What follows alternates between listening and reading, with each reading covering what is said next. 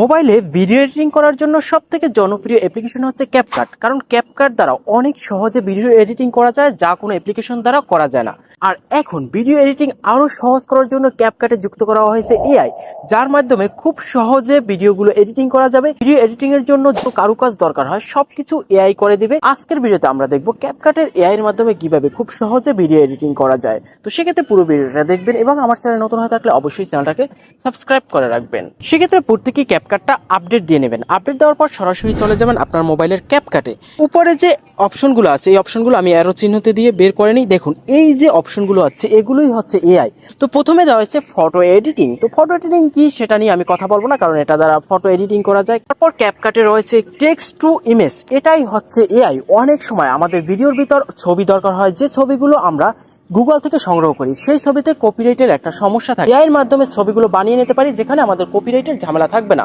সেক্ষেত্রে আমি এখানে টেক্সট টু ইমেজ এটার উপরে ক্লিক দেবো। এখানে দেখুন নিচে একটা লেখার অপশন দিছে। তো আমি এই বাড়তি যে লেখাগুলো আছে এই লেখাগুলো সব কেটে দিব। এখানে আমার ভিডিওটার জন্য যে ছবিটা দরকার সেই ছবিটা আমি লিখবো এ ম্যান ইউজ মোবাইল। তারপর জেনারেটর উপরে ক্লিক দেবো, একটু অপেক্ষা করব। এখানে কিন্তু আমার যে একজন মানুষ মোবাইল ইউজ করে সেটা কিন্তু এখানে দিয়ে দিয়েছে। এখানে যদি সেভ অপশনে ক্লিক দিই সাথে সাথে কিন্তু এইটা আমাদের গ্যালারিতে চলে যাবে। তারপর আমরা ভিডিওর ভিতর ব্যবহার করতে পারবো।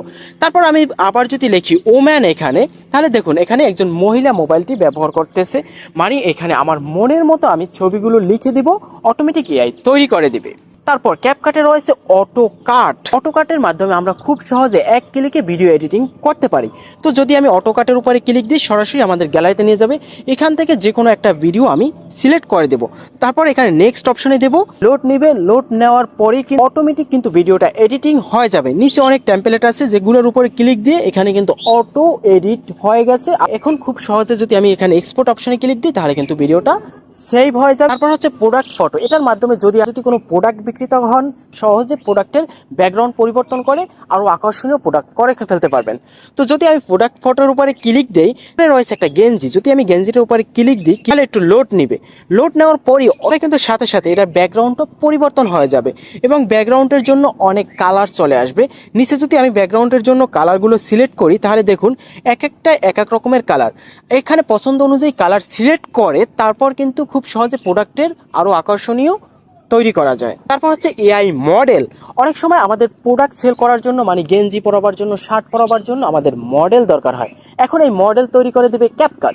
যদি এখানে এআই মডেলের উপরে ক্লিক দেই কিন্তু এখানে অনেক মডেল দেখা যাবে, যেমন পুরুষ, মহিলা। আমি যে কোনো একটা মডেল সিলেক্ট করে টিকমার্ক দিয়ে দেবো। তারপর এখানে যে প্লাস বাটনটা আছে এটার উপরে ক্লিক দেবো। আমি আমার গ্যালারি থেকে এই গেঞ্জিটা সিলেক্ট করে নিলাম। পর আমি জেনারেট অপশনে ক্লিক দেবো। ক্লিক দেওয়ার পরে এখানে একটু লোড নেবে। লোড নেওয়ার পরেই দেখুন এই মডেলের ওই গেঞ্জিটাই পরিয়ে দিছি। বোঝা যাবে যে একজন মানুষ পরলে তাকে কেমন দেখা যাবে। যদি আমরা এক্সপোর্ট অপশনে ক্লিক দিই সাথে সাথে কিন্তু এক্সপোর্ট হয়ে যাবে আর গ্যালারিতে চলে যাবে।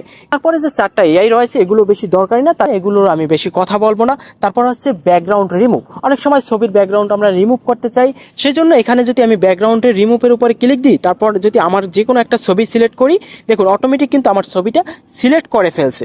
এখন যদি আমি কুইক সিলেক্টের উপরে ক্লিক দিই সিলেক্ট হয় অটোমেটিক কিন্তু ব্যাকগ্রাউন্ড রিমুভ হয়ে গেছে এবং নিচে বিভিন্ন কালার চলে আসছে। আমার ব্যাকগ্রাউন্ডে আমি বিভিন্ন কালার ব্যবহার করতে পারি।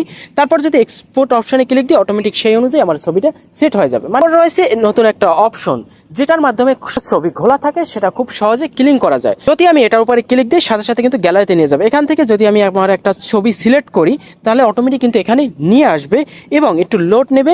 লোড নেওয়ার পরই আমার ছবিটাকে একদম ক্লিন করে দেবে, একদম ফ্রেশ করে দেবে। আমি যদি জুম করি দেখুন ফেসটা কতটা ক্লিন হয়ে গেছে। দেখুন আমরা কিন্তু সবগুলোই ক্যাপকাটের মাধ্যমে পেয়ে গেছি। এভাবে আপনারা ক্যাপকাট এবং এআই যুক্ত করে খুব সহজেই কিন্তু আপনারা এডিটিং এর জন্য যা কিছু দরকার হয় সবকিছু সংগ্রহ করে ক্যাপকাটের মাধ্যমে ভিডিও এডিটিং করতে পারবেন।